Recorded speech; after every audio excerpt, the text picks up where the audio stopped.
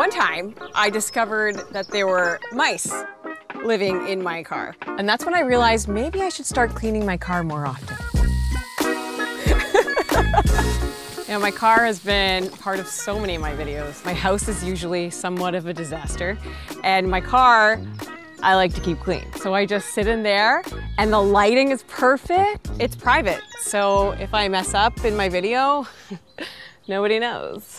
I would say my favorite video with my car was when I did Canadians at crosswalks. So I dressed up as an old lady crossing the street, and this old lady had to get hit by my car. But obviously I wasn't gonna actually get hit by my car, so I climbed up on the roof and I rolled off over the hood. Then after, reversed the shot so it looked like I got smacked and flew up over the car. Now you know my secrets.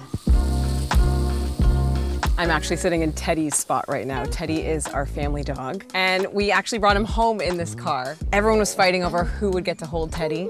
There was really no way to decide, so I held him and I sat right here, and he was so scared because he'd never left his mom or his litter mates, and he was just shaking. To this day, when I tell Teddy, get in the car, he jumps up and he sits right here. It's his spot.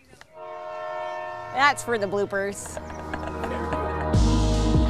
I actually got this car because I found out I was pregnant. I went into labor in the middle of the night and we had to drive to the hospital. I was in so much pain, I could barely even sit in the seat. We were on the highway, it's 3 o'clock in the morning, and all of a sudden a car zooms past and hits a guardrail. I'm like, ah! My husband's like, ah! It was like the scariest moment of my life, and I realized I have to call 911. And I'm in like the middle of a contraction, and I'm like, yep, it's at 401, and I don't know. And they said, well, can you go back? Can you help them? Can you see what's going on? And I said, I can't.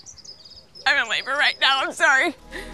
My son was actually born a little bit early, so we didn't have the baby seat ready to go when he was born. We were at the hospital, I had a new baby, and my husband had to put the car seat in the car. He was gone for a really long time, and I was wondering, what's going on? Like, it was an hour past and 2 hours. He comes back up, and he's like, yeah, I can't do it.